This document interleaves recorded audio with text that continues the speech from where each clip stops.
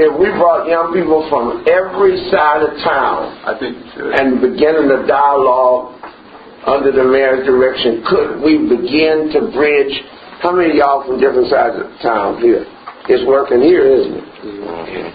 Could you be a catalyst to make it start working and breaking those barriers back? Tell your name and please. My name is Michelle Colston.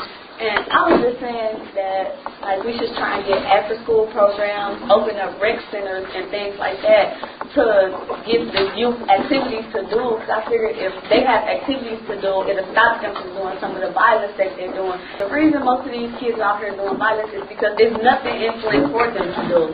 There's no activities, no programs, nothing for them to do. So that's why I'm saying, like, if we should open up stuff like that, and like, stuff like that, they can have stuff to do in their spare time.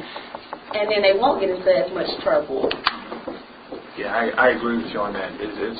I've heard it from people now for a number of years, and it's one of the things we're trying to change.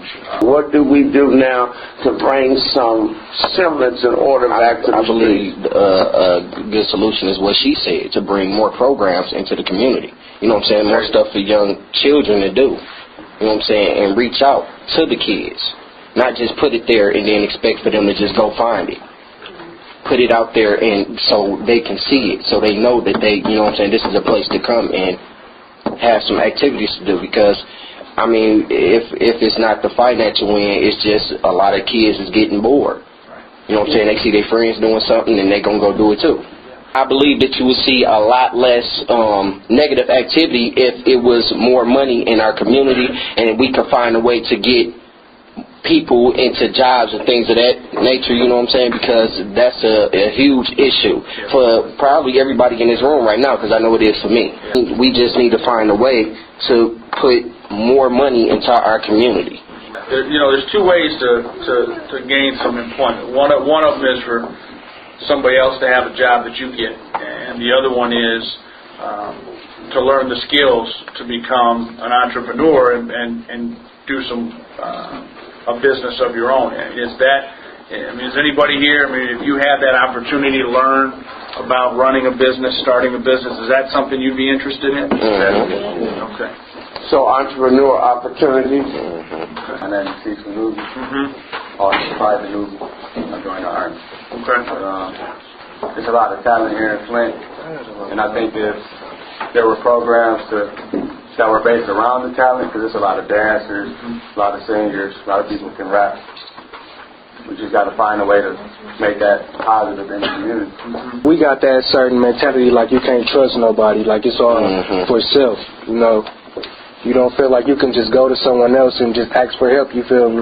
And we need to let people know that, like, I'm here for you, I'm here to help you. Because if we don't have each other, to depend on, who do we got? We can't just go through life, depending on self. How much anger is in the street? It's a lot. Talk about it. A whole lot. My name is Aaron Dunnigan. Anger is definitely an issue, and I believe that it's so set in stone because you learn it at a young age. And it all depends on the area you grow up in, because when people say you're a product of your environment, to a certain extent it's true. Because I know people say, do as I say, not as I do. But it's so much easier for me to replicate what you're doing instead of doing what you say. So that's why it's so hard for people to change. And if they don't have people, they just have people saying, well, y'all need to change, y'all need to stop y'all ways. It's not going to happen until we get people that's actually doing different than what other people saying and showing that behavior.